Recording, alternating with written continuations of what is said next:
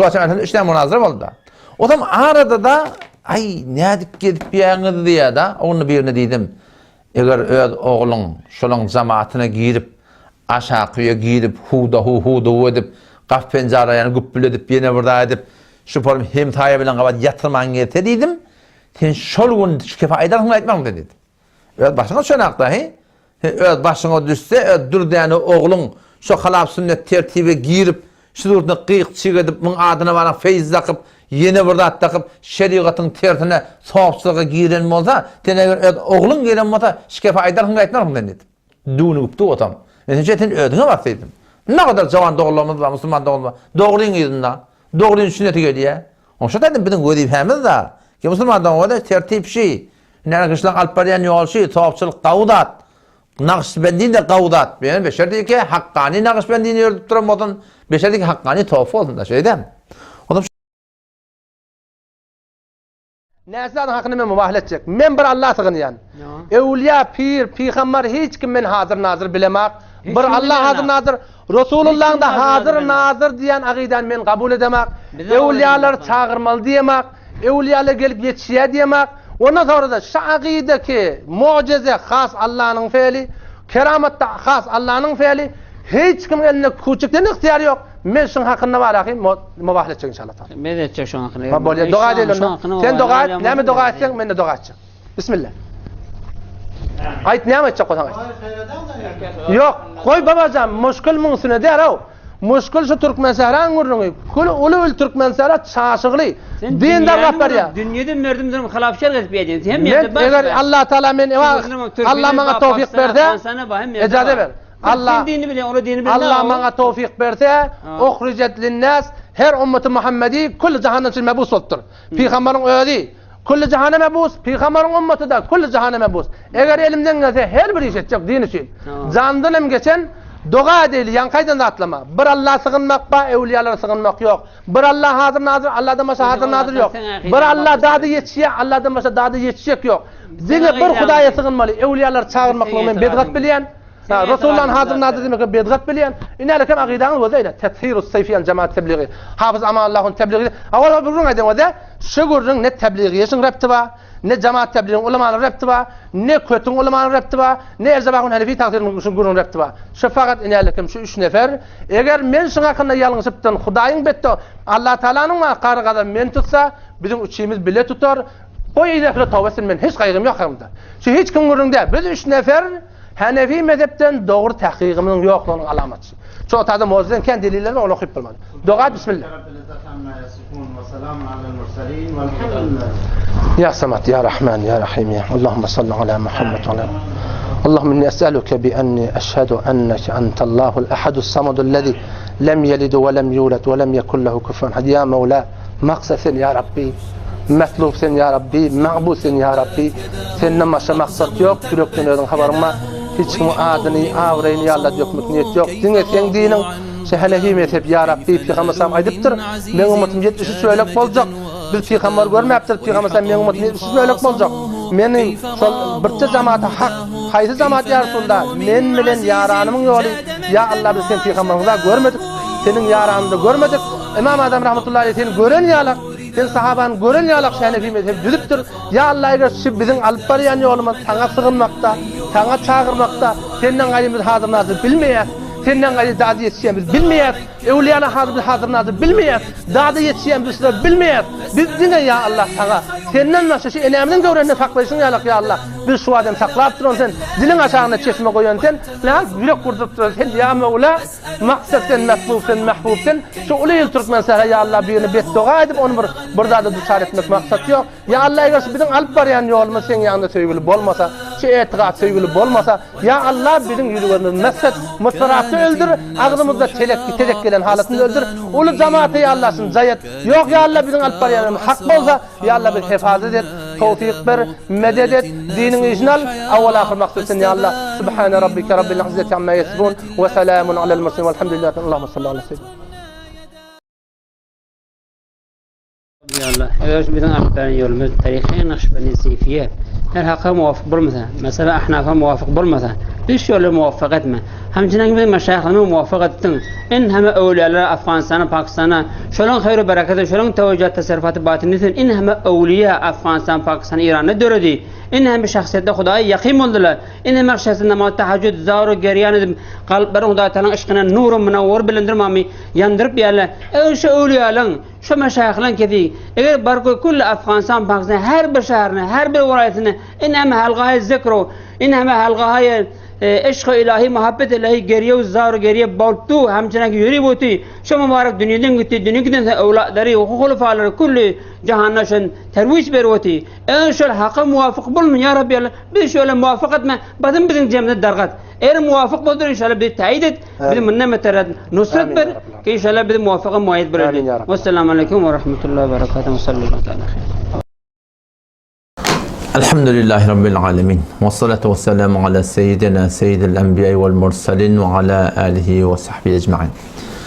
Yakınlıkta yankı Hadrahun Nurudi takdirleri bilen bir eden münazaramızı Allah'ta bir maslahat bilen Fezai Mecazi'de o Telegram'da yayıraptı, doğru yayıramadık direkti, Instagram'da da bunu yayırattık.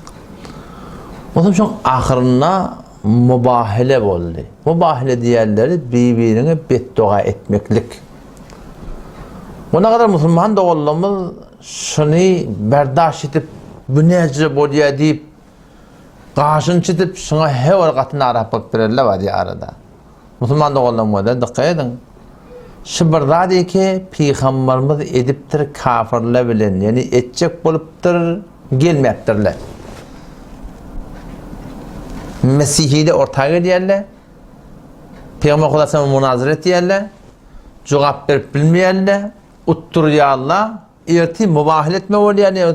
Dua etme. Ya Allah her kim hak olsa şunu hefazet et. Koru. Na hak da olsa nabud et diyen dua.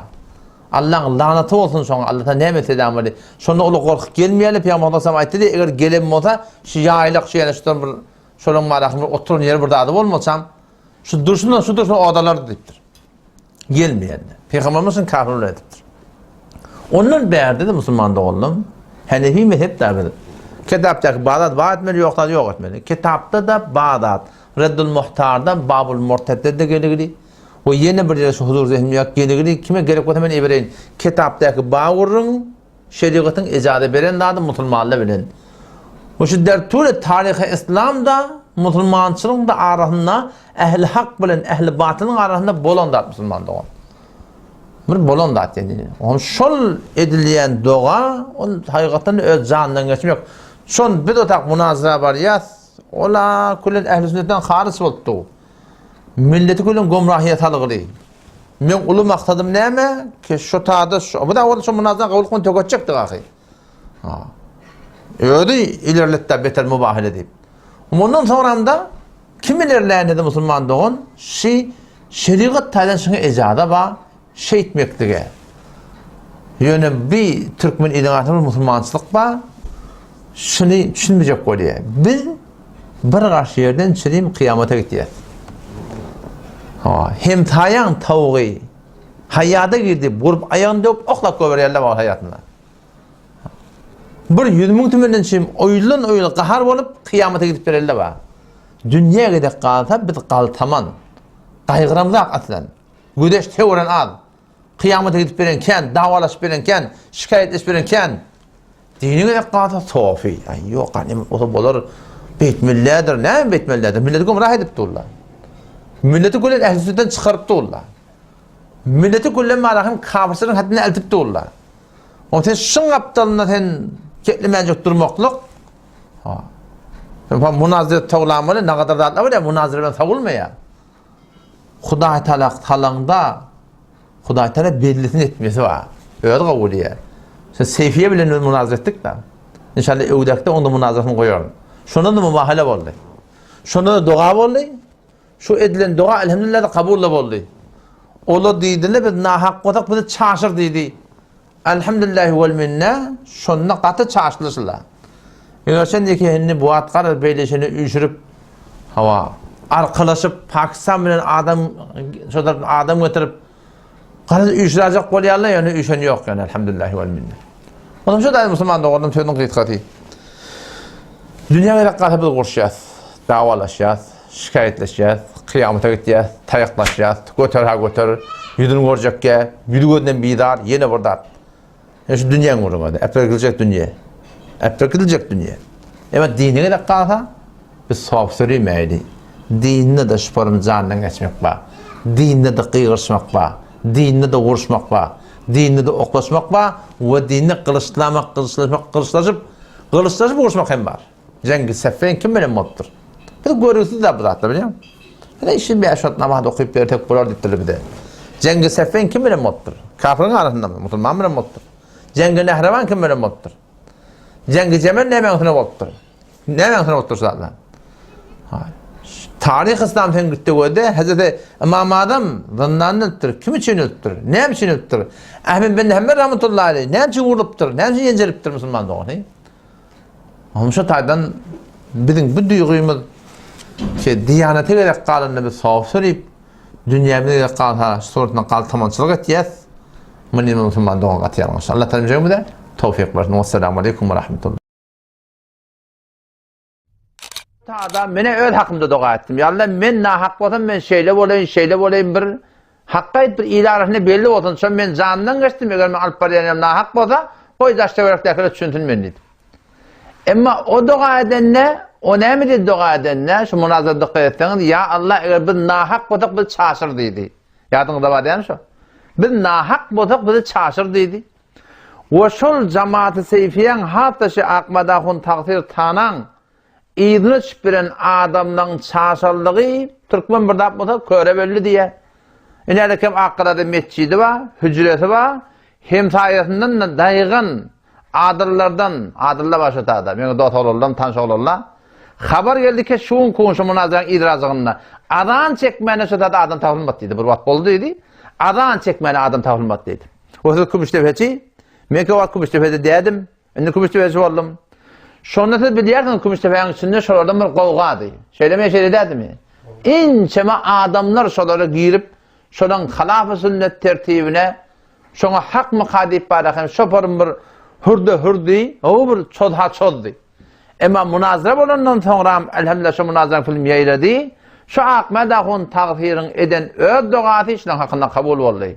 Kenäme dedi ya Allah, biz nahak bolsak biz çaşyr diýdi da şeýdämi? O tez çaşanyň soň dedim hem motorlu şayet soňa şeýle ýeşeli dämi? Gaw çaşy däm Kümüştepede. Ben ona şu taýdan maçak bolýanym, şi münazarada edilen dogan netijesi görüldi. Mene beddua etdim ödüme. Maňa elhamdülillah bolanda at ýokmy, hindi gelip ýar. Emma olar da beddua etdi öýlerine, onda elhamdülillah näme edildi? Netijesi görüldi. Ulama Deoband, ulama Deoband,